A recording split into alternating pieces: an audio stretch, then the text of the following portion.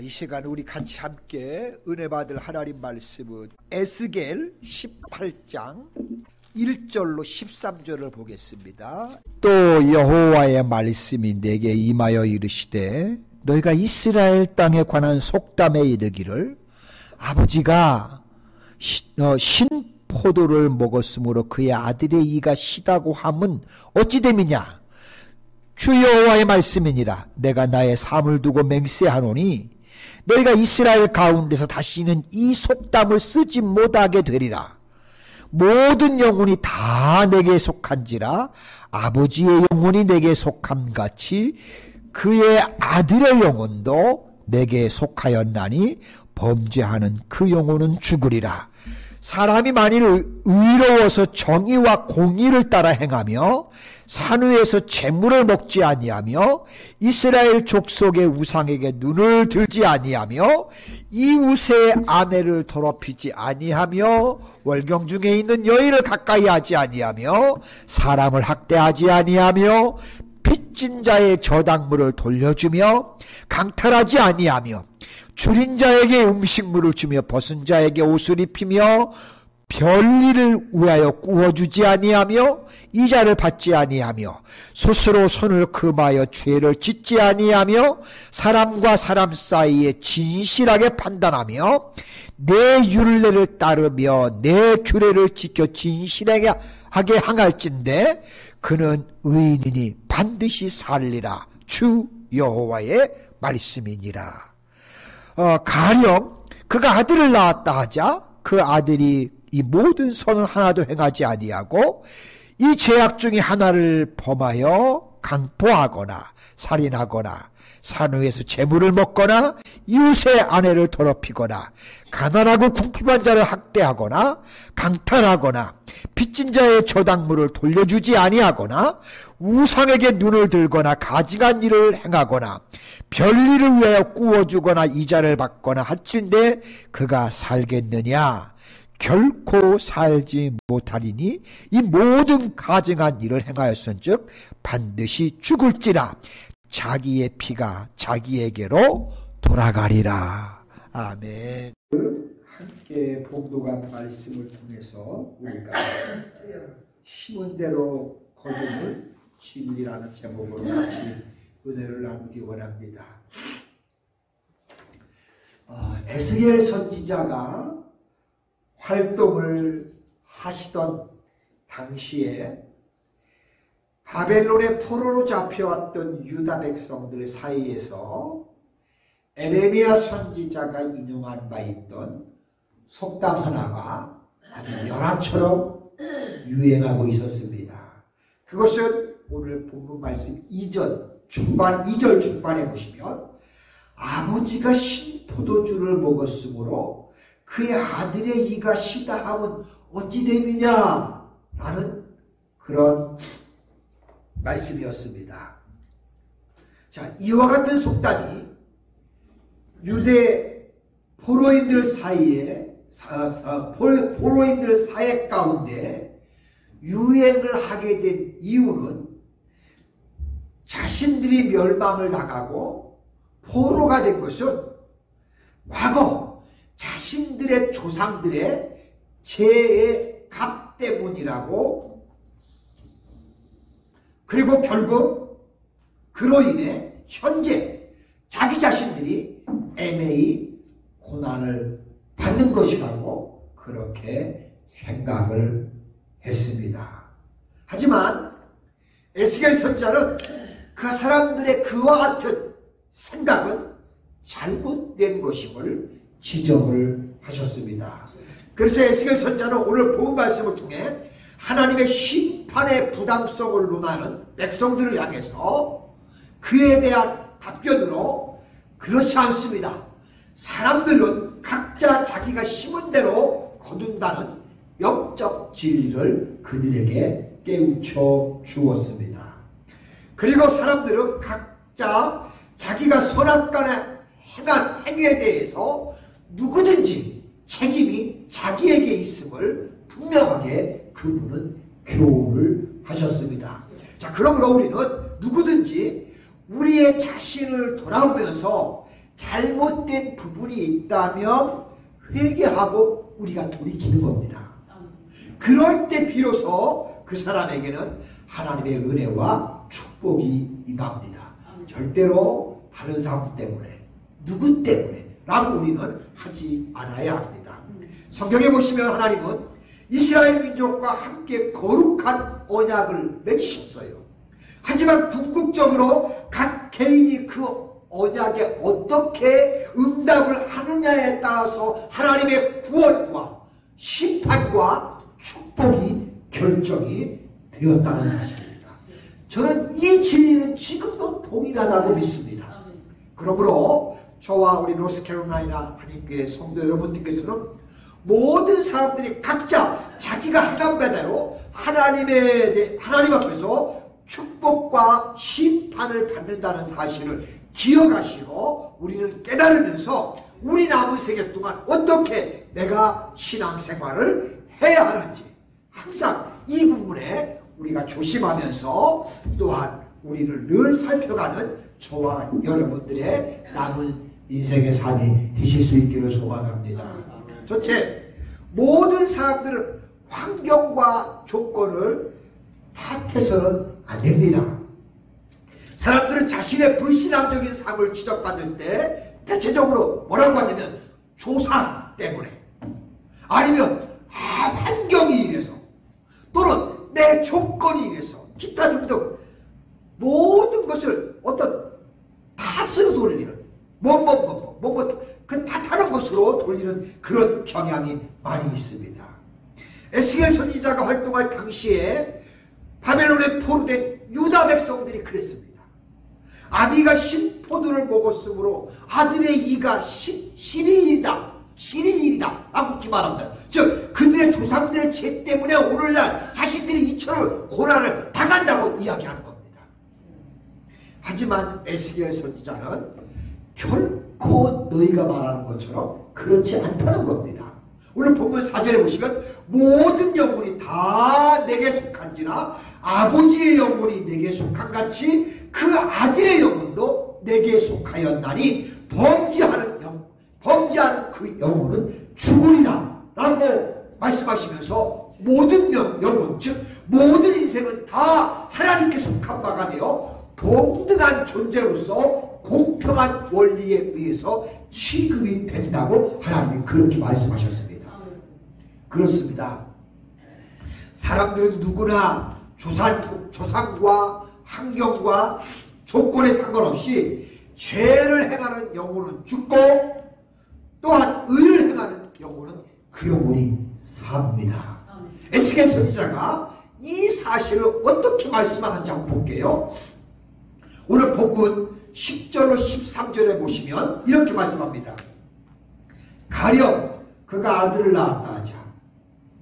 그 아들이 이 모든 선을 하나도 행하지 아니하고 이 죄악 중에 하나를 범하여 강포하거나 살인하거나 산위에서 재물을 먹거나 이웃의 아내를 더럽히거나 가난하고 궁핍한 자를 학대하거나 강탈하거나 빚진 자의 저당물을 돌려주지 아니하거나 우상에게 눈을 들거나 가증한 일을 행하거나 이렇게 별일을 위하여 꾸어주거나 이자를 받거나 할진대 그가 살겠느냐? 그가 결코 살지 못하리니 이 모든 가증한 짓을 행하였은즉 반드시 죽을지라 자기의 피가 자기에게로 돌아가리라 라고 그렇게 말씀하셨습니다.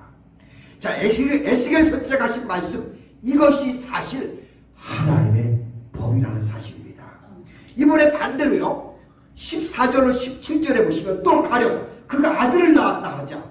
그 아들이 그 아버지가 행한 모든 죄를 보고 두려워하여 그대로 행하지 아니하고 산위에서 재물을 먹지도 아니하며 이스라엘 족속의 우상에게도 눈을 돌리지 아니하며 저당을 잡지도 아니하며 강탈하지도 아니하고 줄인 자에게 음식물을 주며 벗은 자에게 옷을 입히며 손을 금하여 가난한 자를 압제하지 아니하며 별이나 이자를 받지 아니하며 내 규례를 지키며 내 규례를 행할진대 이 사람은 그 아버지의 죄악으로 죽지 아니하고 반드시 살겠고 라고 그렇게 말씀하셨습니다. 그렇습니다. 정녕 이 말씀이 저는 옳다고 믿습니다. 물론 조상과 환경과 조건 등등이 사람에게 간접적인 영향은 미칠 수 있습니다. 그건 부정하진 않습니다. 하지만 그것 때문에 자신의 죄가 변명될 수 있다? 저는 그렇게 보지 않습니다. 결국 죄를 행하는 당사자는 바로 나 자신이기 때문에 그런 겁니다. 그러므로 우리 사랑하는 성도 여러분, 우리 모두는 죄의 문제에 있어서 결코 남의 탓을 하지 않아야 합니다. 오직 나 자신 스스로를 지켜가면서 삶과 모든 죄로부터 우리가 성결한 삶을 살려고 그 성결한 삶을 유지하려고 또한 노력하고 힘쓰고 우리는 애써야 한다는 겁니다. 그러면 하나님께서는 그런 사람에게 반드시 큰 은혜를 부어주실 것이고 우리에게 하나님이 이길 수 있는 능력을 주실 줄로 저는 확실하고 믿습니다. 두 번째, 모든 사람은 각자 책임 있는 사람으로서 우리의 인생을 살아가야 합니다. 성경에 보시면 예로부터 이스라엘 사회는 집단적인 연대의식이 굉장히 발달해 있었습니다. 그리고 하나님께서도 이스라엘을 집단으로 상대해서 언약을 체결하시고 맺으시는 것을 성경에서 봅니다. 자, 이와 같은 맥락에서 출애굽기 20장 5절로 8절에 나타난 십계명을 보시면 조상의 죄가 3세대까지, 조상의 의가 그의 후손 1000대까지 미칠 거라고 말씀합니다. 그러니까 죄는 3세대까지지만 하나님께서 의를 행하는 후손들에게 축복은 1000대까지 미칠 거라고 했습니다. 완전히 하나님은 다르게 우리를 취급하시는 것을 봅니다. 하지만 이것은 이스라엘 구성원 각자를 유기적인 하나로 연결하는 이른바 공동체의식을 강조하는 것이 뿐이지 결국 각 개인의 자아가 무시되는 전체주의를 뜻하는 것은 물론 결코 아닙니다. 자, 그래서 오늘 본문에 보시면 에스겔 선지자는 조상의 탓으로 포로 생활을 하고 있다는 그런 그릇된 생각을 가진 유다 백성들에게 이와 같은 본래의 의미를 분명하게 깨닫게 해준 것입니다. 즉 조상들의 의와 불의에 상관없이 각 사람은 모두 하나님 앞에서 독립된 존재로서 자신의 행한 바에 따라서 판단받는, 책임받는 존재라는 사실을 깨워주는 것입니다. 그 진리는 지금도 변함이 없다고 말씀하고 있는 겁니다. 따라서 조상이나 주변 환경에 관계없이 의를 행하는 사람은 정녕 살 것이고요, 범죄하는 경우는 반드시 죽을 것이라고 그렇게 우리에게 경고해 주시는 것입니다. 19절로 20절에 보시면 너희는 이르기를 아들이 어찌 아비의 죄를 담당지 않겠느냐 하는도다. 이들이 법과 의를 행하며 내 율례를 지켜 행했으면 그는 정령 살려니와 범죄하는 그 영혼은 죽을지라. 아들이 아비의 죄악을 담당치 아니할 것이요 아비는 아들의 죄악을 담당치 아니하리니 의인의 의도 자기에게로 돌아가고 악인의 악도 자기에게로 돌아가리라 라고 성경은 그렇게 말씀합니다. 의롭게 살아간 사람에게는 그 의로움이 그에게 임할 것이고요, 악함으로 사는 사람은 그 악대로 그 사람에게 그대로 임한다는 것을 성경은 우리에게 말씀합니다. 심은 대로 거둔다는 진리는 변하지 않습니다. 사실 성경만이 이런 것이 아니라 이것은 오늘날 사법제도에서도 그대로처럼 적용이 되는 것을 믿습니다. 그러므로 우리 성도님들은 우리가 주의를 탓하거나 원망하기 전에 무엇보다 먼저 내 존재, 자기의 존재를 하나님 앞에 우리를 바로 세우는 일에 우리 모두가 힘써야 할 것입니다.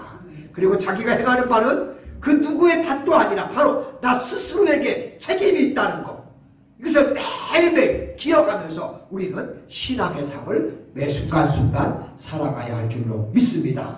저와 여러분들이 바로 그와 같은 사람들이 될 수 있기를 소망합니다. 세 번째는 모든 사람은 현재의 신앙적인 삶에 충실해야 합니다.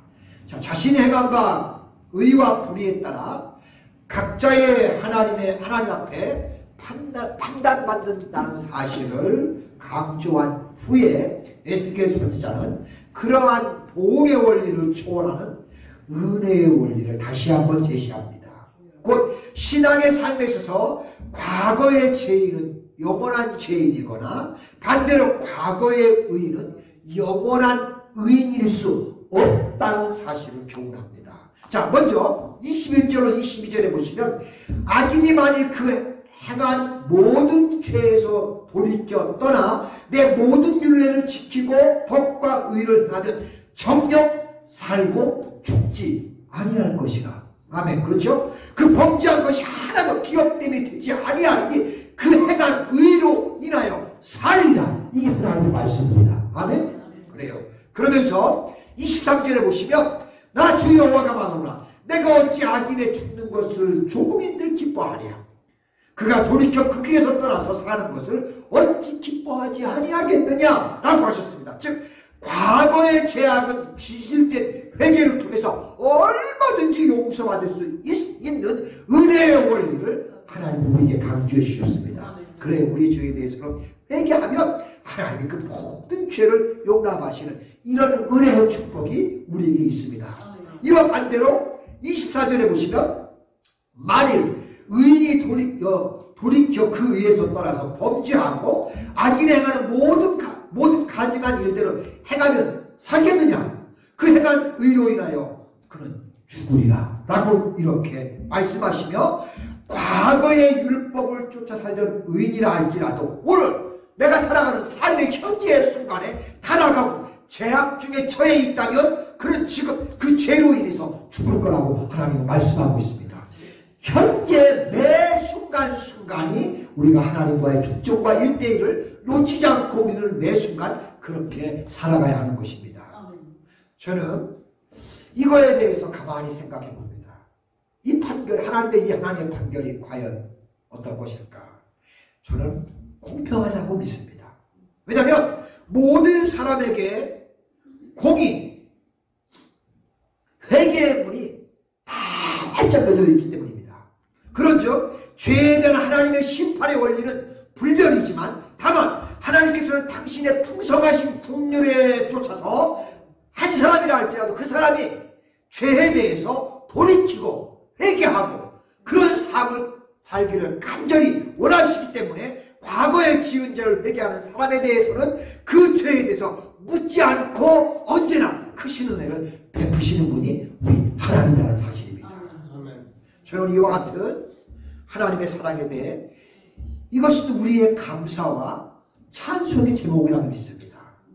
결코 불편과 비판의 대상이 될 수가 없다고 저는 믿습니다. 만약 우리가 과거에 지은 죄가 있다면 지금 곧 회개함으로써 죄사함 받으면 또 모든 것들이 다 주 안에서 용서가 된다는 사실입니다. 또한 만약 지금까지 올바른 삶을 살아오셨다면 더욱 삼가 근신하는 마음으로 더욱더 경건한 삶을 우리가 매진해야 할 겁니다. 하나님께서는 이런 사람들을 분명히 귀하게 보시고 훗날에 당신 앞에 섰을 때 크고 놀라운 상으로 우리에게 베풀어 주실 것이기 때문입니다. 우리 사랑하는 노스캐롤라이나 하나님께 성도 여러분, 우리 모두 다시 한번 우리 하나님 마음을 한번 보겠습니다. 31절로 32절입니다. 이런 말씀이 나옵니다. 너희는 범한 모든 죄악을 버리고 마음과 영을 새롭게 할지어다. 이스라엘 족속아, 너희가 어찌하여 죽고자 하느냐? 나 주 여호와가 말하노라. 죽는 자의 죽는 것은 내가 기뻐하지 아니하노니 너희는 스스로 돌이켜 살지니라. 하나님은 우리가 죽는 걸 원치 우리의 죄로 인해서 우리가 죽는 걸 원치 아니하고 우리가 돌이켜서 우리 스스로가 하나님 말씀대로 삶으로 우리가 사는 것을 우리 하나님은 원하신다고 우리에게 이렇게 밝히고 있습니다. 자, 그렇다면 저 여러분, 이와 같은 하나님의 마음을 우리가 이제는 깊이 헤아리고 우리의 영혼과 우리의 마음과 우리의 삶이 날마다 새롭게 살기 위해서 힘쓰고 애쓰는 하나님의 거룩한 자녀들이 되어야 하지 않겠습니까? 분명 우리가 그런 삶을 살아가면 하나님께서는 놀라운 영생의 축복을 영원히 우리에게 누리게 하실 줄로 저는 믿고 확신합니다. 그런 그런 축복이 저와 여러분의 삶 가운데, 가정 가운데, 기업 가운데 함께 있기를 간절히 소망합니다. 기도합니다. 은혜로우시고 자비로우신 우리 하나님, 자, 우리 인생은 너무 부족한 것이 많습니다. 그래도 우리 하나님은 얼마나 좋으시고 공평하신지요. 잘못한 것만 책망하는 분이 아니라 심는 대로 거두는 그런 은혜를 베푸시는데, 우리의 잘못한 것은 십자가 보혈로 씻어주시고 우리가 잘하는 것에 대해서는 한없이 무궁무진한 사랑과 축복으로 우리에게 채워주시기를 원하시는 우리의 자비 하나님을 다시 한번 오늘 깨달을 수 있게 하시니 진심으로 감사를 드립니다. 하나님 아버지요, 우리가 비록 연약하고 부족해서 하나님을 온전히 바르게 제대로 못 섬긴다 할지라도 중심을 가지고 말씀 붙들고 씨름하면서 주님 내가 이렇게 살고 싶어요, 주님 내가 이 말씀대로 이렇게 할게 하면서 몸부림칠 때 하나님은 그를 보시고 그를 위해서 역사하시고 그가 수고하는 대로, 그가 애쓰는 대로, 씹는 대로 아름다운 것을 거두게 하시는 우리 하나님이라는 사실을 다시 한번 깨닫게 하셔서 고맙고 감사합니다. 이 희망을 붙들고 우리 남은 생활을 하나님과 믿음으로 살기를 소망하오니 역사해 주셔서 우리를 통해서 하나님의 놀라운 은총들이 우리의 삶 가운데 펼쳐지게 축복하여 주시옵소서. 감사를 드리며 예수님의 거룩하신 이름으로 기도드립니다. 아멘.